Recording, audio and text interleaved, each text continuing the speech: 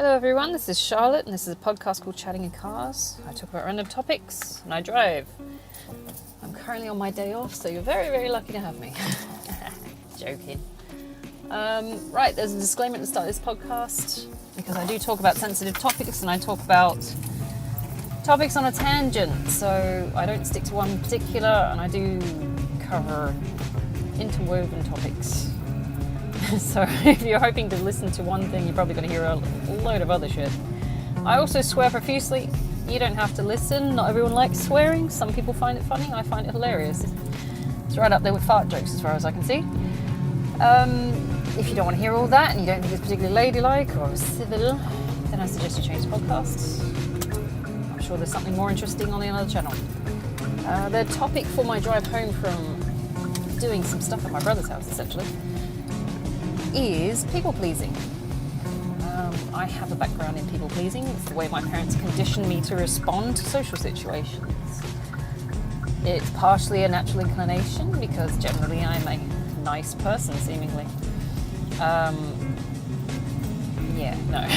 People pleasing is more than just being a nice person. It comes as a conditioned response from a trauma background, usually.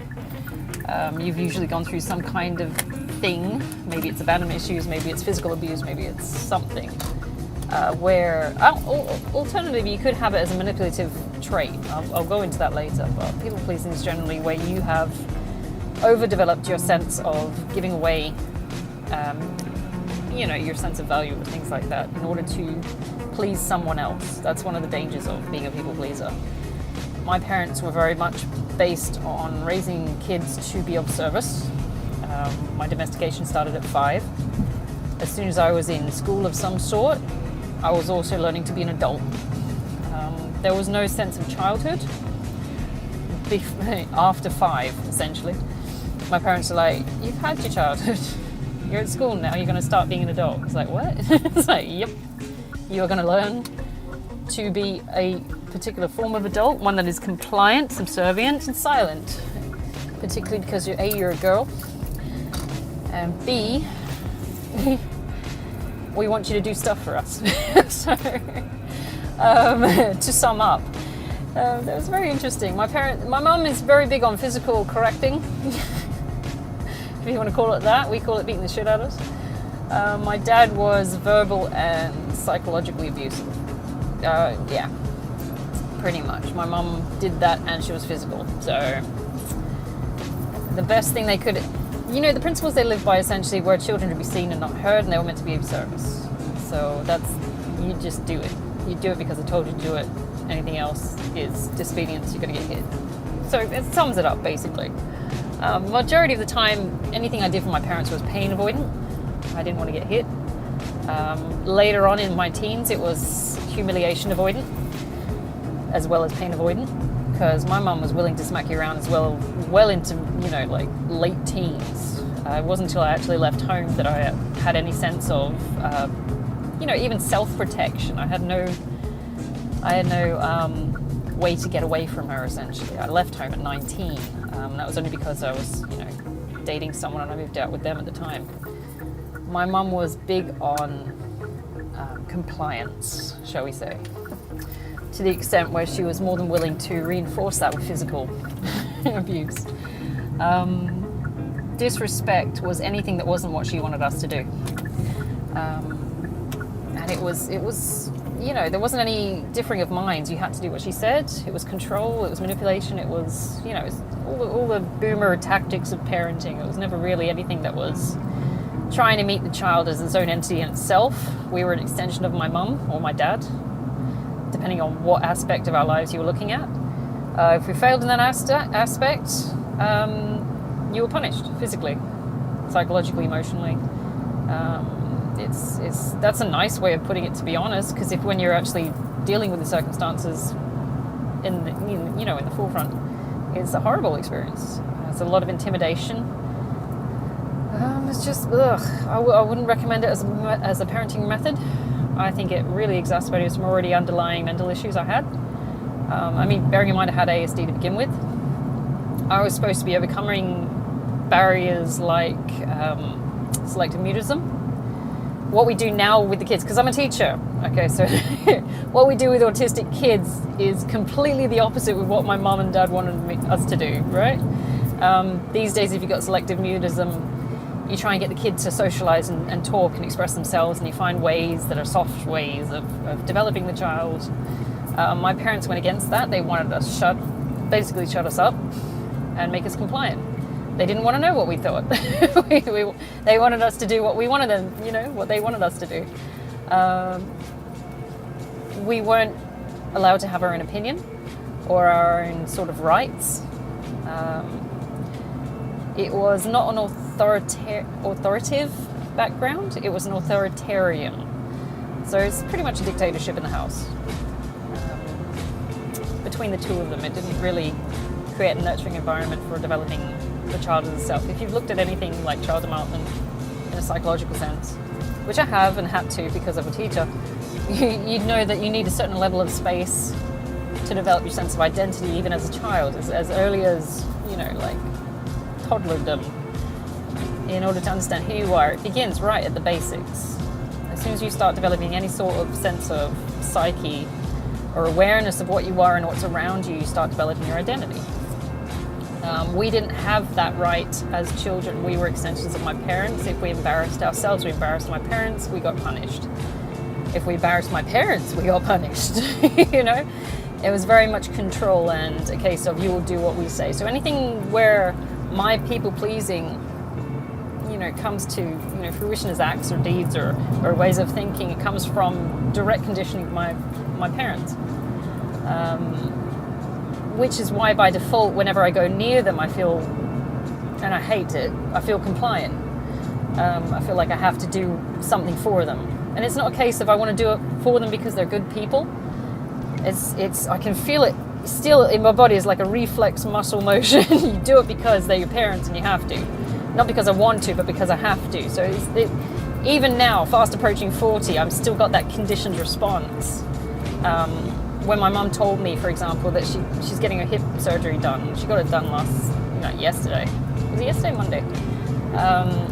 The direct response was, first of all, a feeling of dread, because, here we go back into being a child again. And second of all, compliance, so, we have to go and check she's all right. So not because I actually like her as a person. It sounds horrible, doesn't it? She didn't actually, for the benefit of the doubt, she didn't actually develop any sense of relationship as an individual or respect for me as a person in my own individual right. She saw us as kids. She still sees us as kids. And kids should be compliant. It's not a case of I see you as your own person in your own right. I mean, by the time she was my age, she had 3 kids, and the 4th one on the way. She doesn't recognize that, at different stages in life, we're our own individuals. Sorry, my stutter's kicking in. That's part of my selective mutism. Something she didn't want to drill out of me. She actually embraced my selective mutism by, smacking it into me. So to keep her happy, people pleased, and I stayed silent, which was a natural inclination anyway, and possibly contributed to me being an introvert anyway. So, I do question what parts of my characteristics are naturally occurring, which are conditioned, and which are part of I want to say disability, but it's not, it's a different ability. It would be interesting if I could pinpoint where it comes from. I don't know, but all 3 factors collectively work towards what I am now. Like what is natural, what is nurture, and what is, interesting. I'd love to be able to do that. You know how you get those like ancestry tests where they tell you how much % you are or something? I would love to do that with trying to figure out where my disorders come from. It's like, how much of this is my parents? How much of this is natural inclination because I've got structural deformities, and how much of this, is choice, I would love to be able to break that down. And then they're going, okay, so how do we get rid of my parents bit? Because they're assholes. That's the wonderful thing. Hopefully they can develop some kind of psychological stuff in the future that deals with that. It's like we can start, dumbing down the shit that's negative, that's been a conditioned response. My mom's argument for that, of course, was we did what we had. What is it she says? We used what we had at the time. Or something to that effect, so we were doing the best we could at the time. It's like, yeah, I don't know about that. having been in similar circumstances myself, yeah, I wouldn't smack a kid around. that is the most base reaction to being stressed, I think. That is you not having self-control at all. Yeah, no problem laying into us. It was bizarre. Thinking about it now, and this could be my trauma response. Hitting a kid in general, I don't like the idea of it. I don't see it as a necessary thing. I don't know. I just think it's a case of they didn't deal with their own unhealed shit and so took it out on us. There was no excuse for it. But my people pleasing is a hindrance, to be honest, and it's something I've had to unlearn, because the way I was raised is you're compliant, and if everyone's compliant and we're all doing nice things and we're being nice to each other and everybody's happy, then everything will work.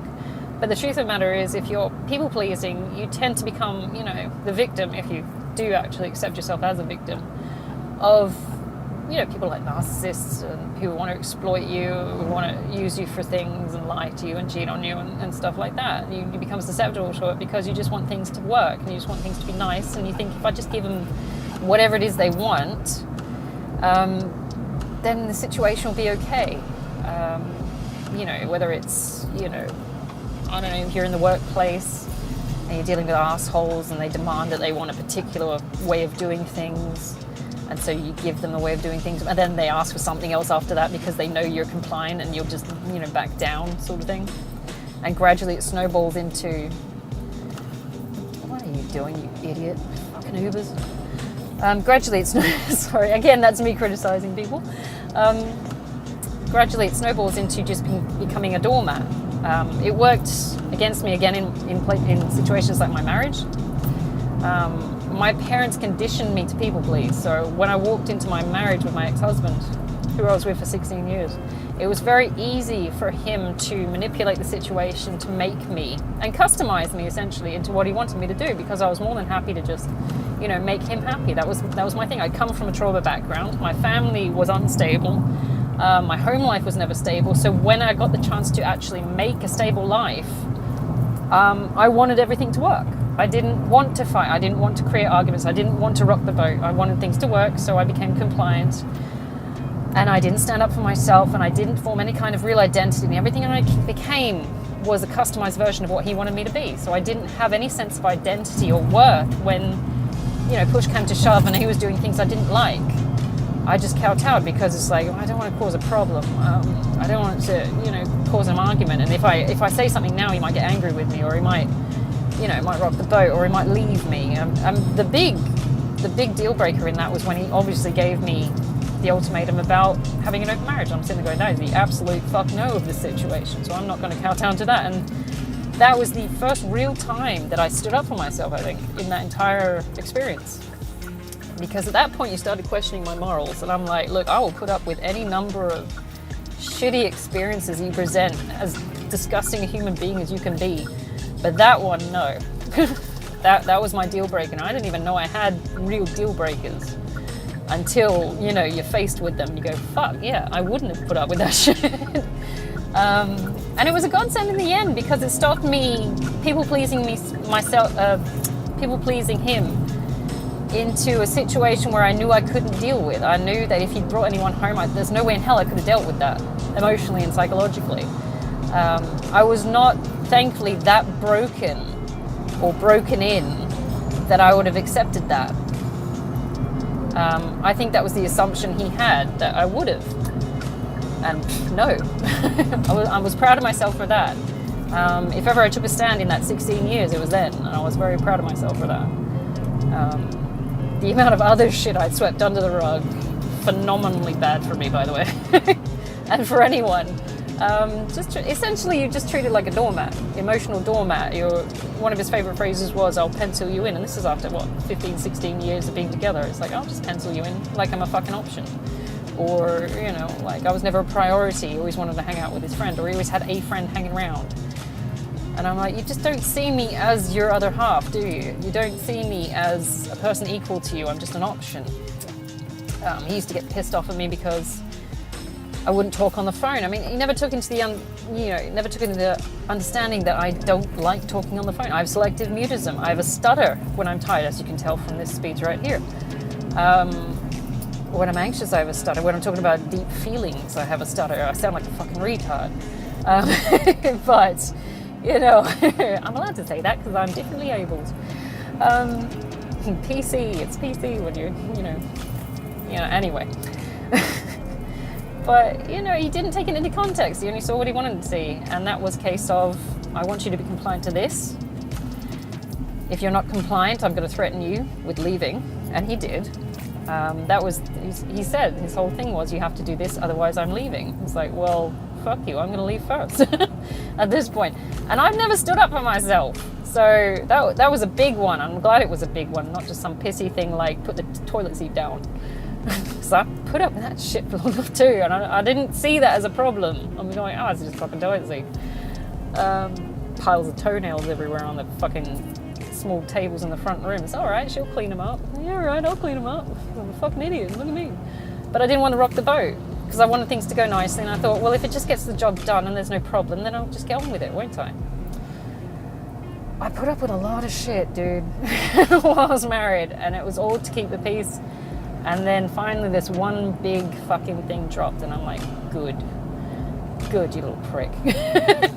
You know, all your shadow self comes out, and you're like, you know, fuck you.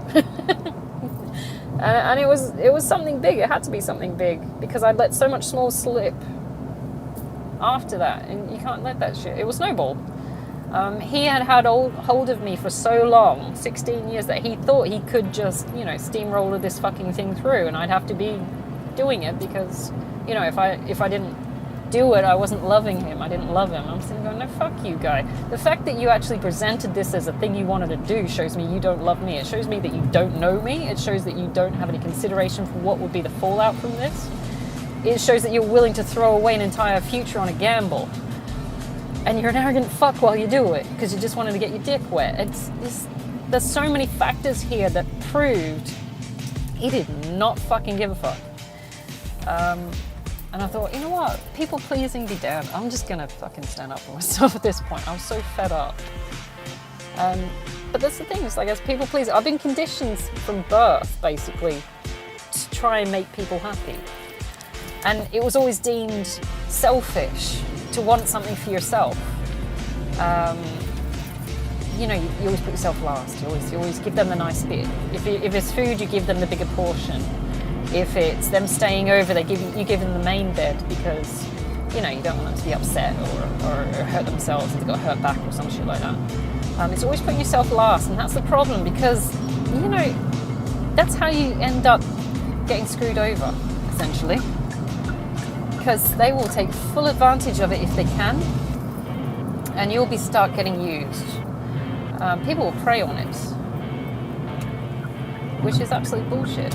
Because you want to do the nice thing, and you're hoping maybe, not in a transactional kind of exploitative way, but if the need rose, maybe they'd be nice to you back, right?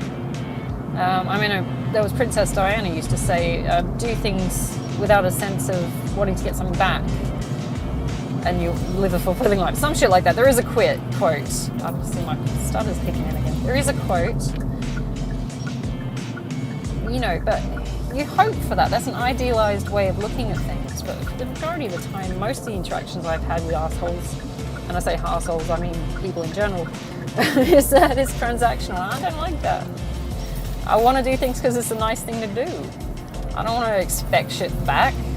This is not a job. I'm not doing work to get paid. It's a nice thing because we're human beings and I see a need and I want to fill it. Unfortunately, that attracts all kinds of assholes who will go, great, you're giving away free shit, I'm having it. Fuck it. She'll do it because she's nice. She'll give it because she's nice. She'll buy me groceries because she's nice. And I'll exploit that, pretend I like her. Wait a minute, this is getting a bit explicit, isn't it? What example could I be thinking of right now? But there's a problem. People use you as doormats. There's a danger to it. It's horrible. Kindness is seen as a weakness as well. With my ex-boyfriend, it was something to be mocked, exploited, and shamed almost. You know, I was being nice to this group of people who were two-faced, and I know they were because you could see it clear as day. They were nice to your face and they're gossiping right back. I can tell because I was listening to conversations as well. for every one of us that got up to go get a drink or go to the toilet or something like at the bar, there'd be 2 or 3 of them sitting behind bitching about each other. And you sit there and think, how the fuck do you guys consider yourselves friends?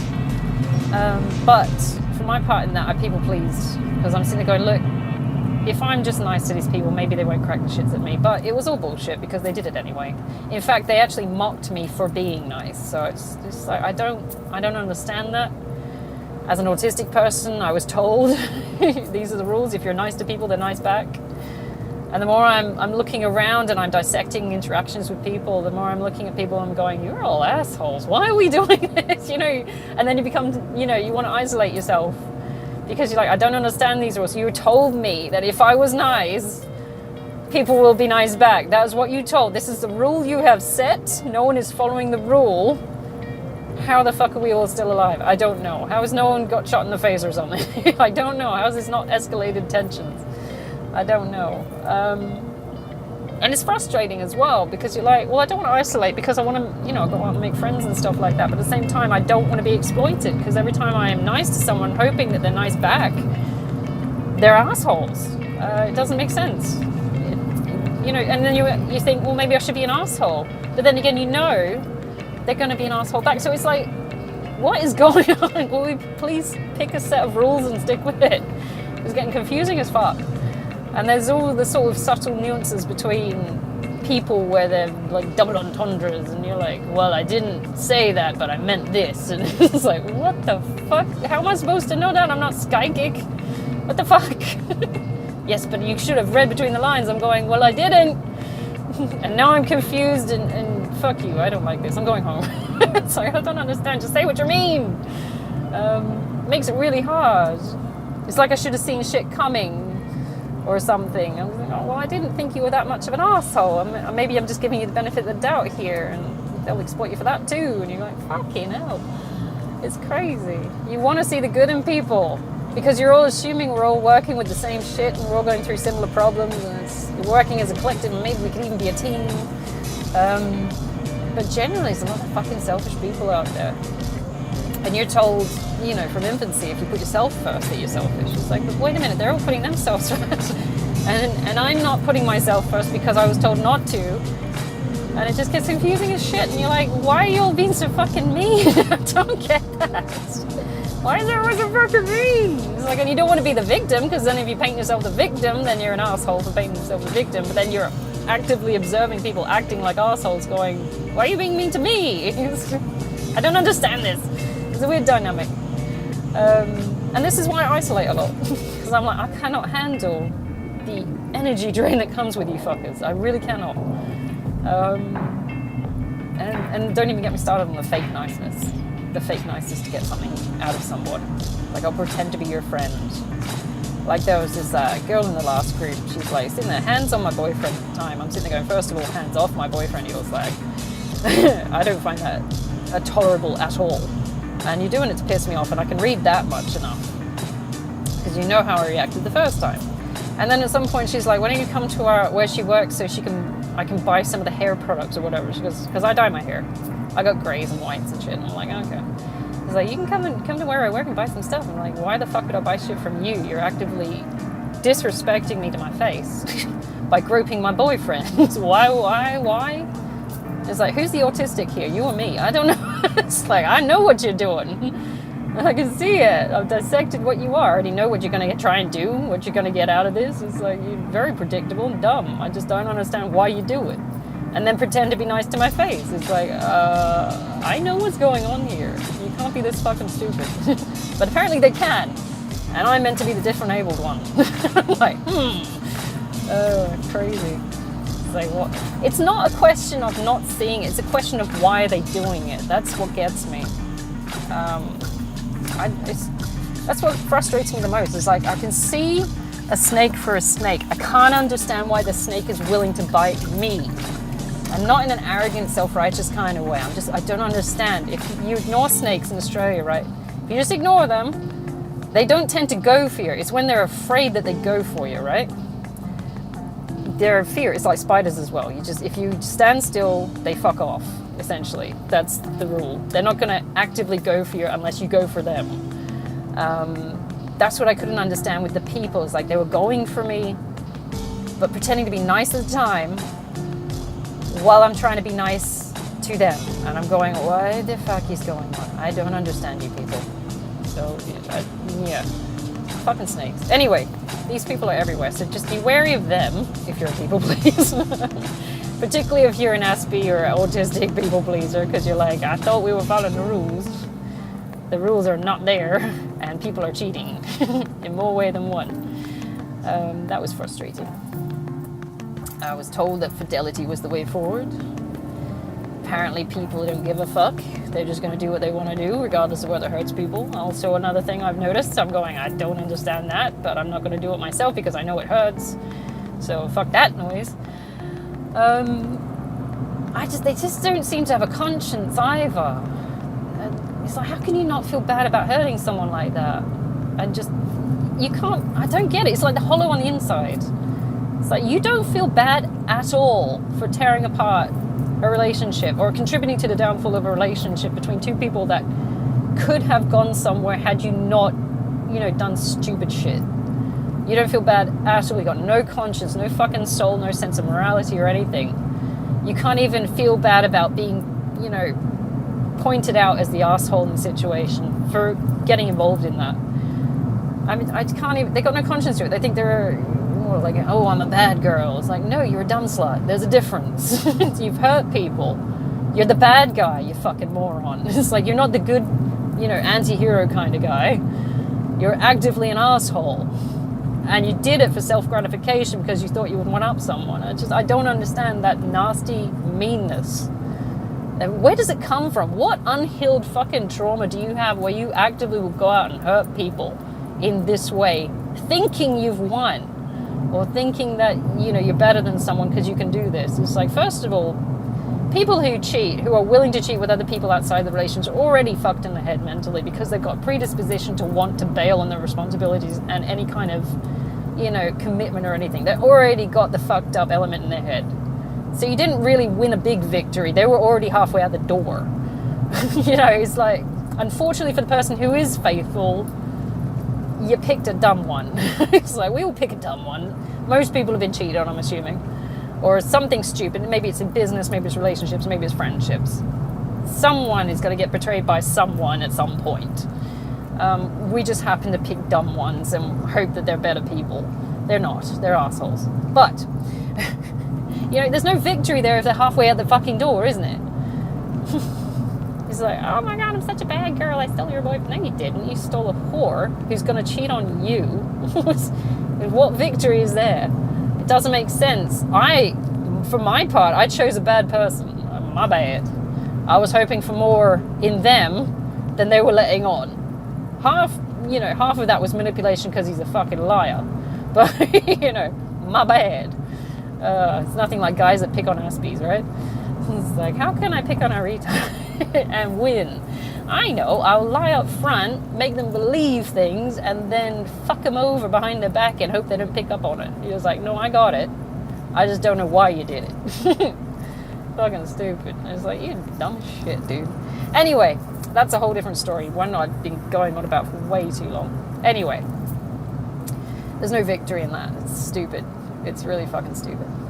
But as a person who is a people pleaser, we're conditioned to do that, unfortunately, yes. And you've got to figure out what your triggers are for doing that as well. It's like, what is your own self-motivation for wanting to make this other person happy? Is it because they're a good person and you can tell they're a good person, or are you afraid of losing them?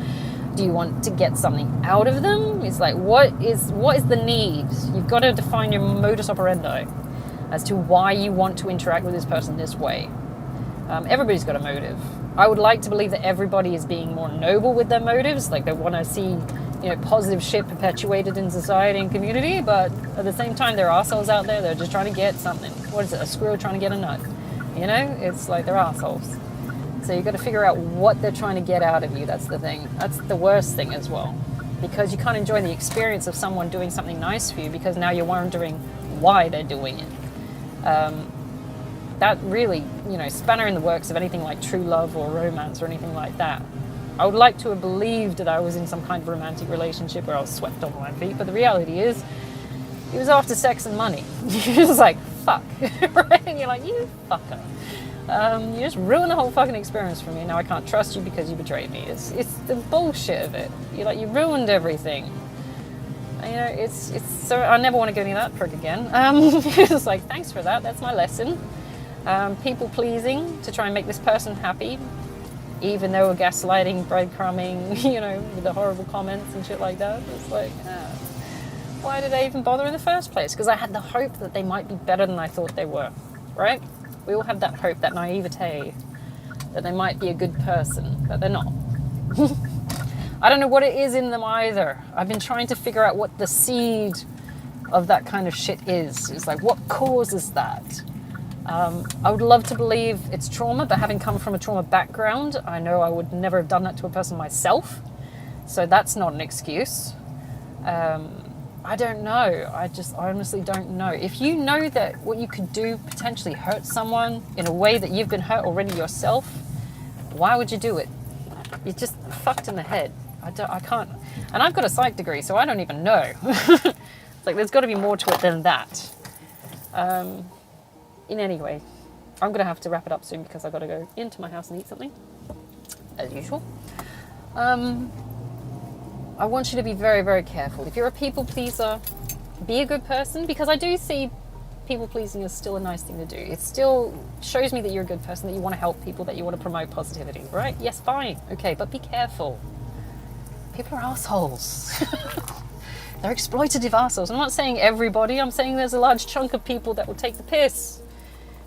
They're just assholes, okay? And I want you to be unhurt by this experience. I don't want you to be tainted and jaded by assholes, Oh my God. I'm worried about younger kids, really.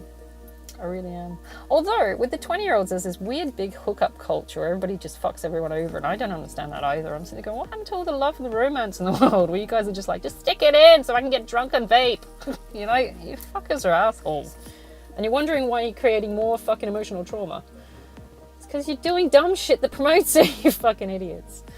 Where's the romance? Where's the lovely fluffiness, feelings and stuff? Nah, just stick it in my wap. You fucking scum. You really are, And I don't think it's coming with age that I've become more conservative. I wouldn't associate that kind of behaviour with being liberal either, to be honest. I think it's a particular subgroup of people that have no self-control and are living off the fumes of a shitload of childhood trauma. If not their own parents' trauma, quite frankly, because they haven't healed and they're just passing it on, the same as my parents tried to pass it on to me. I'm hoping they figure it out before it creates an incredible fucking damage and they pass it on to their fucking kids. But at the same time, I don't know, it's down to the individual. So, if you are a people pleaser, be careful, look after yourself, be careful and mindful of who you actually please or attempt to please. Understand the motives for why you're aiming for this, why you want to do these acts, and understand that it could be something that's detrimental to you. You don't want to hurt yourself in the process of trying to help someone else. There's nothing noble in self-sacrifice for an asshole that would exploit your kindness in any way, It's like, you sit there and you think, oh, I'm sacrificing myself because, it's a worthy thing. I'm giving myself to my relationship. I'm giving myself to my job or my friendships. But at the same time, things like jobs especially, they'll lose you and they won't give a fuck. They'll just replace you. As soon as the source runs out, and if you're the source, they'll just find another one. Narcissists love that, for example. They fucking love it. They love the hunt of finding another source, another dumb person to believe their lies and manipulation, and then they've got you hooked for at least a couple of months, right? And then when you get wise up, or maybe you get bored, or maybe you just get fed up of being treated like shit, they'll find someone else. And they might actually find someone else when they're with you, because this source seems better than the last source, so fuck it, I'll go with them. But that always backfires, because, they're dumb. Anyway, I'm going to leave it there, and I'm hoping you guys have a fantastic Tuesday. This is my second podcast today, so I'm going to go eat something. Have a good one, okay? And I'll chat later.